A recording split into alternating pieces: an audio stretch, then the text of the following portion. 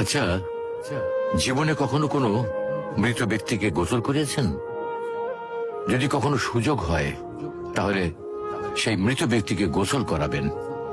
তখন খুব কাছ থেকে দেখবেন মৃত মানুষের দেহটা কতটা অসহায় লাগে, মৃত্যুর পরে মানুষের দেহ কতটা ভয়ের কারণ হয়ে দাঁড়ায়।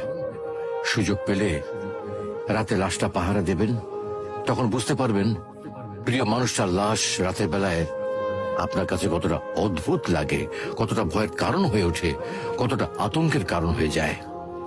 সুযোগ পেলে মৃত ব্যক্তির শরীরে একটু হাত লাগিয়ে কিছুক্ষণ তার স্পর্শ নেবেন। আপনি তখন উপলব্ধির সুযোগ পাবেন এই পৃথিবীতে বিশাল প্রভাব প্রতিপত্তি মৃত্যুর পরে কতটা নির্যাতনের রূপ নেয়। সুযোগ পেলে আপনজনদের লাশ কবরে নামাবেন খুব আগ্রহ নিয়ে। শেষবারের মতো মৃতদেহের মুখটি একবার দেখার চেষ্টা করবেন এবং বারবার উপলব্ধি করার চেষ্টা করবেন এই মৃতদের সাথে অনন্তকালের যাত্রার পথে এটাই আপনার জীবনের শেষ দেখা।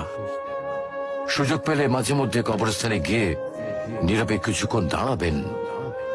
এরপর মনে মনে চিন্তা করবেন জীবনের লাভ ক্ষতির হিসাব।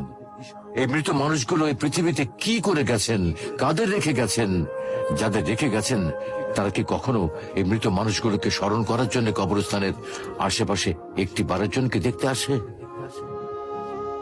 আমাদের জীবনটা বড় অদ্ভুত, বৈচিত্র্যময়।